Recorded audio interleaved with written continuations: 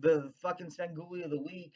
This movie, it's about the movie's called Duel, and it's about this fucking car chase, and like Buddy's driving his car, but there's a big tanker truck, and it keeps fucking trying to run him off the road and chase him down. Like my anxiety is so bad that I can't even drive alone. So when I watch a movie about being like run down on the road, if I were driving, I'd be fucking going nuts. And the whole thing with this buddy in the movie, the guy who's like, he's the guy you're supposed to root for, um, he's looking at his speedometer. He has like anxiety too. He doesn't even want to go over like at 100 miles an hour because he can't handle the wheel that well, and he's already shaking enough as it is. And I'm watching this movie and I'm thinking like, fuck, man, if that was me, I'd be fucked.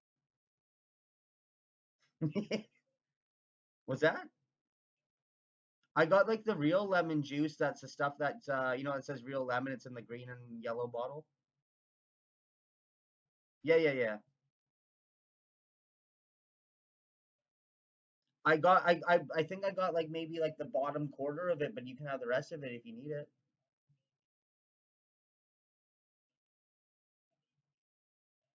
Mm-hmm.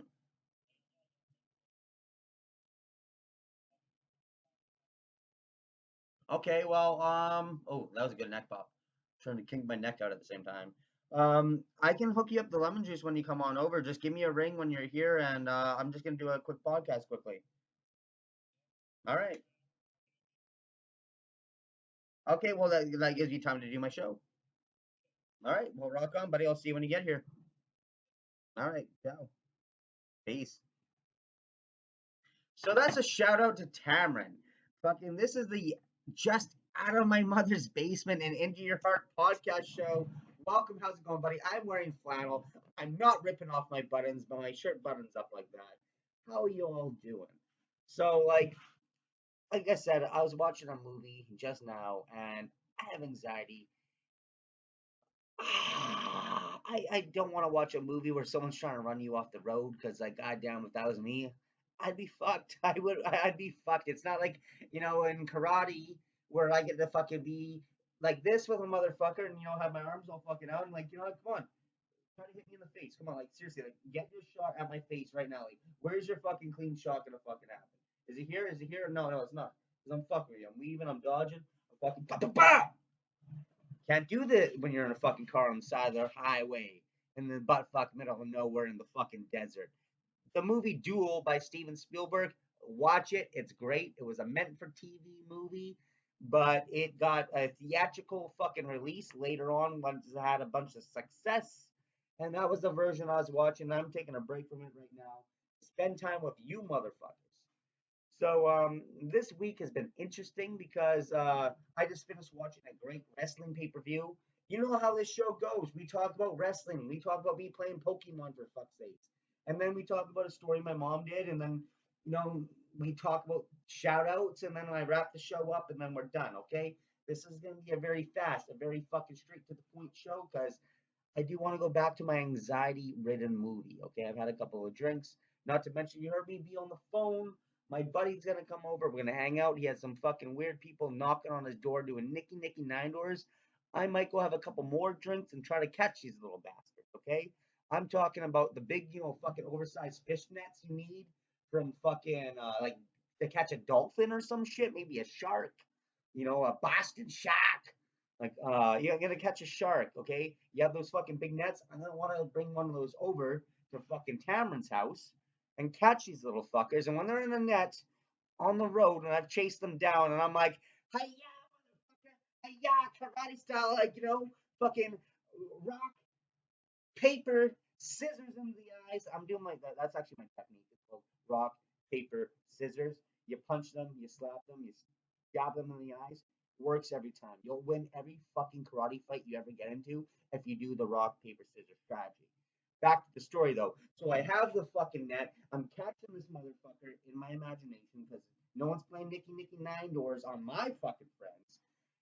And when they're in the net and I do rock, paper, scissors, I'm telling you right now, I don't care if it's a teenager, an adult, they're all the fucking equal to me. Okay, that's what this nationality or not this nationality, this nation is about these days. You ever look around, you know, uh, society or the internet these days?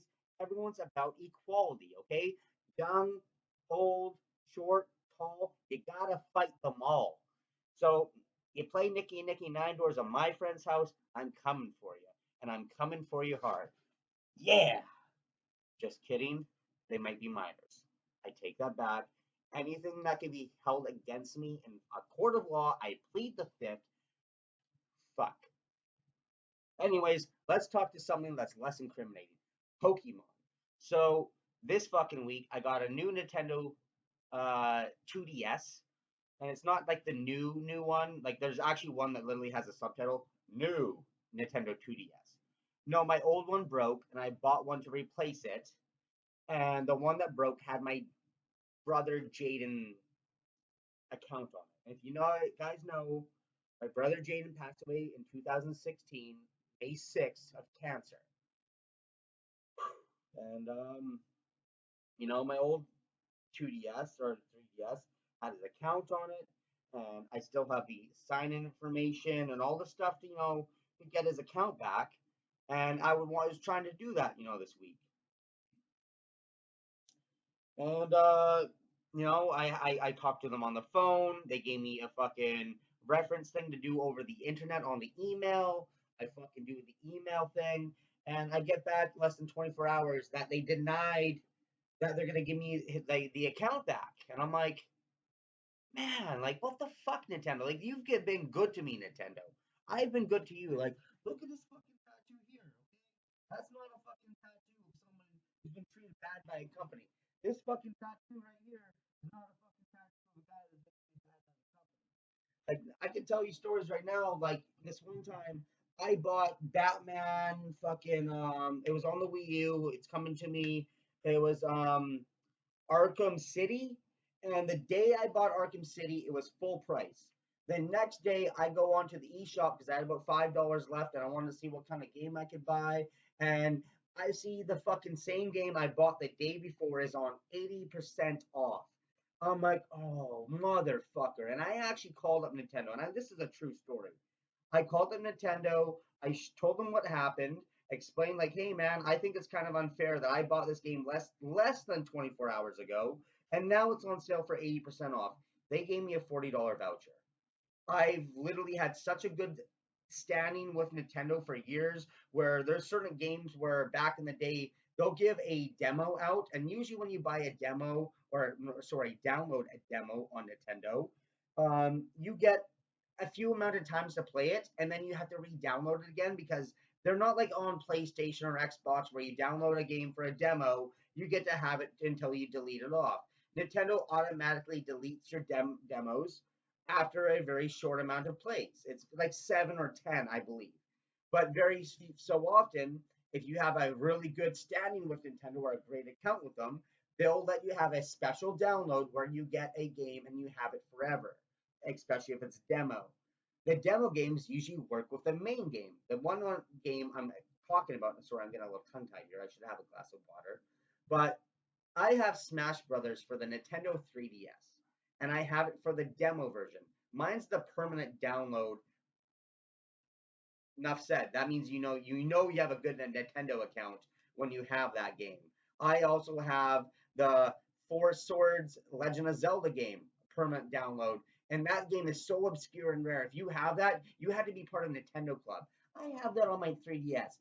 I don't know any fucking other person in the world that actually has that game. I've never been able to play it with anybody at all, or even play it myself because you need other people to play it with.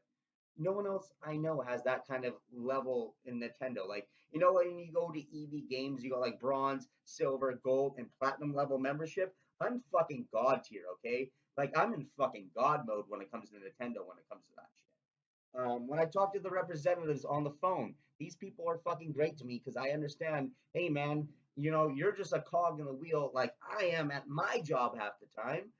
And I'm not venting to you as a fucking fan to a fucking company. I'm venting as a human being to another human being who realizes, hey, there's a mishap here, a misjustice. And I feel that's happening right now with my brother Jaden's account. And I'm trying to desperately get that back. So I know by venting right now, it's never gonna fucking solve the problem, but I'm letting you guys know this is what happened with me this week with Nintendo. Usually I talk about Pokemon, usually I talk about other things, but this week that was that. Cool things to talk about Pokemon was my friend Tiny has a Nintendo Switch. We all call him Tiny because he's the biggest motherfucker in the world. And he got a Switch. He started recently playing Let's Go Pikachu. He wanted to do the trades. He wanted the region or sorry version exclusives from the Eevee version. I told him if you fucking download something on your phone called Pokemon Home, you can get the Pokemon you're looking for and transfer them into your game. I helped my friend out, and that was really cool for him because he messaged me back within an hour. Maybe I told this last week. I don't know. But I remember just helping my friend out play Pokemon, and that was really cool to me because that's what the games are all about. It's not about individual playership. It's about playing with others and being all part of that community. And I love that about Pokemon. One of the best things about Pokemon that I love about it is I share the same fucking birthday with Pokemon. February 27th is Pokemon Day. That's the day where I was born.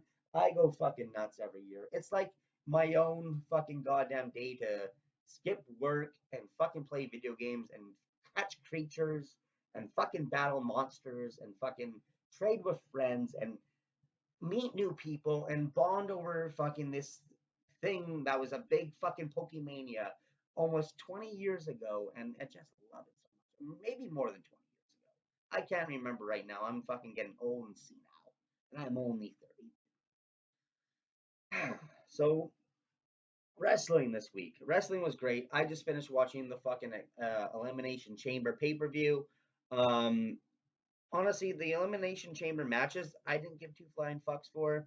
I'm gonna spoil it right now. Oscar won a match. Fucking Austin Theory won a match. I wanted Seth Rollins to win or Austin Theory, so I'm glad they fucking won. That was pretty cool, and I can't even get too much into it because I didn't care about those matches. The main event, though, holy fucking shit! The main event was hilarious. Like, it was unintentionally funny, but oh my god, I was having a fucking blast. I've also been told by other people when I look away, the fucking camera doesn't, or the microphone doesn't pick up my voice the best. I should probably start wearing this headset, but I forgot to put it on today. So I'm gonna put on the headset right now, pretending I'm wearing it. And now I look like I work at Burger King. I'm like, hello, welcome to Burger King. What can I get for you today? Let's get a McDouble. You can't get McDoubles at Dairy Queen or Burger King. You can tell I've had a few drinks. I'm having a good night. I should do my podcast like this more often. Like I am just fucking great right now. So, the Roman Reigns versus Sami Zayn match was great because the pay per view was taking place in Montreal, and in Canada we don't get a lot of pay per views very often. So when we do get them, it's like we're spoiled and we go over the top as Canadian fans. There was fuck you, Roman, fuck you, Roman. The American fans never boo Roman Reigns like that. It was fucking amazing, man. Like, and it's not because like I hate Roman Reigns. I think he's fucking great. He's one of my favorites. I have a toy of the fucking guy. Okay, like when Woody looks at Buzz Lightyear, he's like, "You're a cool fucking toy." Like that's how I look at Roman Reigns as a fucking human being. He has a toy, man. The guy's fucking sweet. Like that's the coolest shit. I wish I had a toy of me, motherfuckers. You know what I mean? Um. Anyways, the point I was trying to get at about the Sami Zayn Roman Reigns match, about how unintentionally funny it was, is there was the fans. It was the fans who made this match for me. Okay, there was like if you're Canadian, you've obviously seen the show Trailer Park Boys. And there's always this moment in the show where somebody shoots a gun and you hear this guy scream in the background, fuck off with the gun. But he has a very distinct tone or pitch he hits. And I can't do the fuck off with the gun tone the way that guy does. There was a fan in the front row. He had that tone. He sounded like that guy from the fucking Trailer Park Boys. And the hard camera is fucking viewing the wrestling match, and the viewing of it is going, on it has to be here. The fucking fan is like this far away from the fucking camera. So the microphone, well, maybe on this side of the camera, is just picking up the guy's voice. So fucking great. And you can see the people in like the fucking, you know, obviously how a TV show works when there's multiple cameras around. They're trying to work and find the best angle to use to film the fucking event that's going on, but they want to have the good sound at the same time. The only guy that had the fucking good angle is the camera man with the microphone closest to the guy who's fucking screaming at Roman Reigns, "Fuck off, you cunt ass cocksucker! Fuck you, Roman Reigns!" And the camera's picking this up so fucking good. Like it was great. It was the best thing ever. It was the This guy was screaming the foulest shit I've fucking heard in years, and fucking from a fan in wrestling. Like, I'm so excited right now that I'm almost interrupting myself to say another thought that's in my mind because my mind is racing so fast. It was that good. Like, I filmed some of it. It's on my fucking Facebook. If you follow me on Facebook or if you're on my friends list, you saw me posting tonight. Like, it was some good shit. Ah, goddamn. So yeah, that's how I'm gonna rest up the wrestling part of it. My favorite part though was when Roman Reigns was like, "You ruined my life. I did so much for you," and he fucking slaps fucking Sami Zayn in the face, and then fucking Sami Zayn slaps him back, and they get into this slapping match. It's like, dude, it's wrestling. Throw like at least a fake punch. Like in wrestling, the way you throw a punch is you do this. It has no weight with it. This has weight. You know,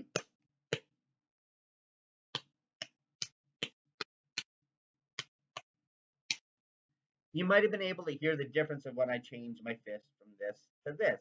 When I'm sparring people in the dojo and I'm doing karate, I do open fists like this because even I can strike and hit as fast as I want, and I'm not having some heavy weights. I'm not going to hurt a person. I'm not ever like I'm trying to hit the person and get the points in karate, but I'm not trying to fucking hurt them or ruin their day or give them a black eye. You know, they're just there for the same reason I am. They want to get some exercise in. They want to train. They want to get some fight time in, and they also want to feel good about themselves at the end of the day. You never want to go home feeling like a bozo, a dummy, a fucking you got your head rocked in. You know what? The real situation is though you are gonna get your head rocked in one day when but that's tournament day. That's the day there someone has to go. There's a win or lose. It's the fucking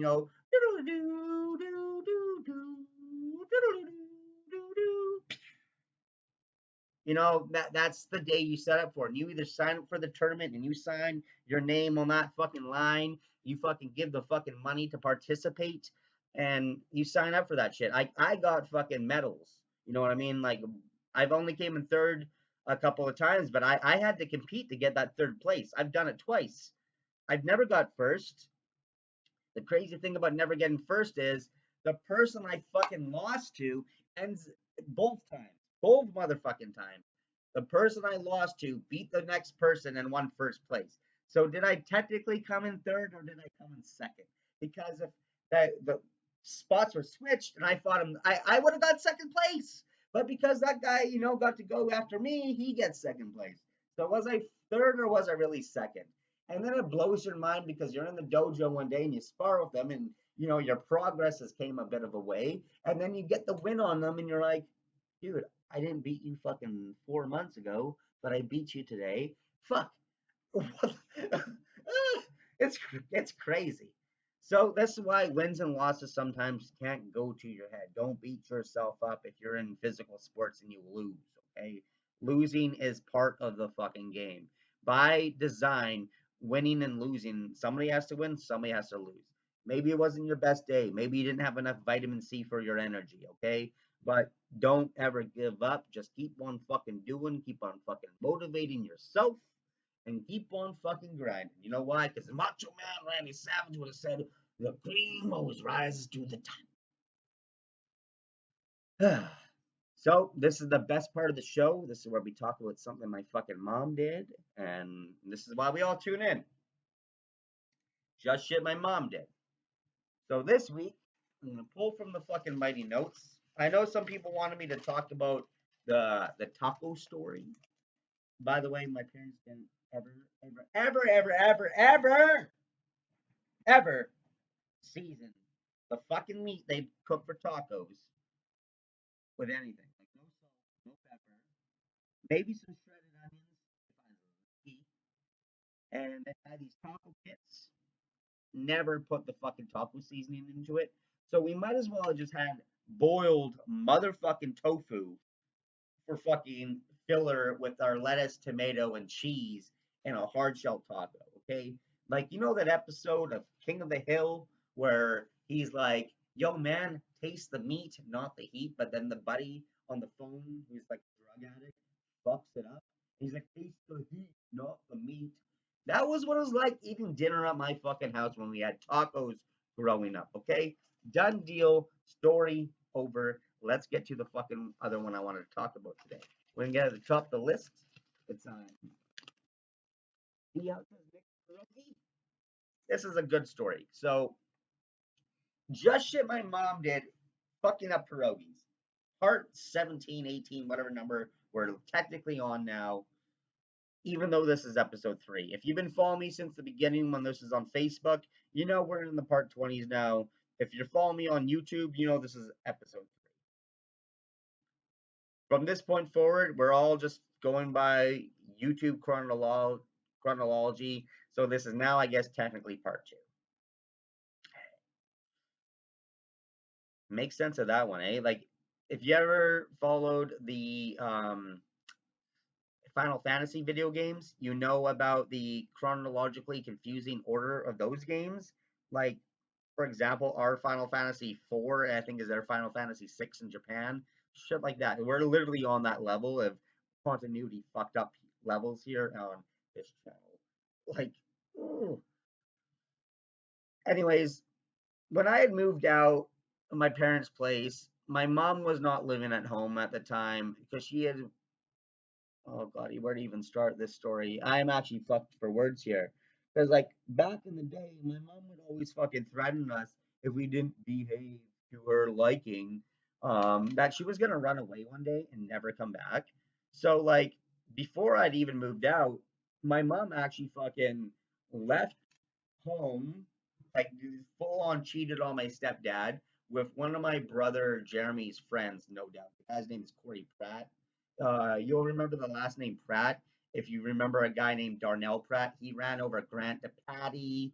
It was all over the news. There's a reason why you have to prepay for your gas in Maple Ridge or in BC for that matter, of all of Canada. That happened here in Maple Ridge. Like, you remember that happened back in 2003, 2002, maybe 2004, the latest.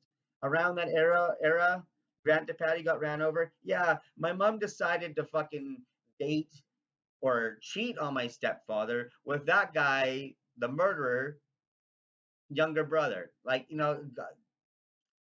you can see why I'm fucking stuck for words here, because like that's a lot to take in all at once, and like, yeah, explain that to yourself, but explain it to someone else too. Welcome to my podcast and welcome to my life. Why just shit my mom did. Like, she did this kind of stuff. It's unbelievable. So getting to my point, when my mom used back in the day used to always be like, one of these days I'm gonna run away and I'm never gonna come back. So when she fucking left fucking Ferg, my stepdad, and fucking, cheated on him, she did move out. She was gone. And we all fucking hated her for it. Like we still do. Bullshit move to do to a family. And on top of it, the text messages she was saying to my brother Jeremy when he was calling her out for it, saying she was only around that long up until my brother Jaden passed away, and she was only there for Jaden. Like the whole family read that. There was some of my brothers who were in foster care, and when they got brought back from foster care, they were there long enough just for a week or two before mom fucked off and cheated, and then the text messages come out. I was only ever there for Jaden. I didn't care for any of you. The fucking kids in foster care read those messages. I read those ones. So we all hated my mom for that. You know what I mean? Like, there's some unforgivable shit my mom has done, and she'll always be like, it's in the past, that's over with. And she's the quickest to forgive herself. It's fucking amazing how she operates. So Like I was saying, she's always would threaten, I'm gonna go away, I'm never gonna come back, and you're gonna miss me. And when I moved out and I left, it's so ironic because I was the one who was the biggest what's the word you would use? You know, parade, if you will, like protest. Yeah, I was the biggest protest about her not coming the fuck back. As soon as I moved out, she was back in that house within a month and living there. And I was like, man, you guys are such fucking noodle backed motherfuckers to let her move back in. Like my brother Mark, credit where it's due, doesn't talk to her. My other brothers, we know we all treat her differently, but there's certain family members where you can just tell where that line in the sand where it's like, dude, you let this person fuck you over so bad and you like are loyal to them. Wow. It's why when my mom got on my case about making these stories or talking about her, that I didn't give a fuck. It's why I still do it. It's because she's like, "How dare you fucking say these things about me?" I'm like, "No, it's my life too, and I had to fucking be subjected to this." And if I were in, oh my god, the ironic part is she's always told me to write a story about my life, yet I do a podcast and talk about it, and then she doesn't want me to do it. And then she also has the nerve to say, "Oh, you're gonna miss me when I'm gone." And the most ironic part about it all is, um, she always threatened us to say, "One of these days I'm gonna leave and never come back," and she left, and we didn't miss her, but she came back.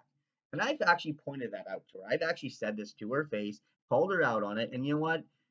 Just like the whole fucking first story I ever did of just shit my mom did, the whole true Italians this, and then I do a fucking DNA test. I'm not even fucking Italian at all, and I've never had to hear her talk about Italian this, true authentic Italian that. I haven't heard hear, I haven't had to hear a fucking peep about it.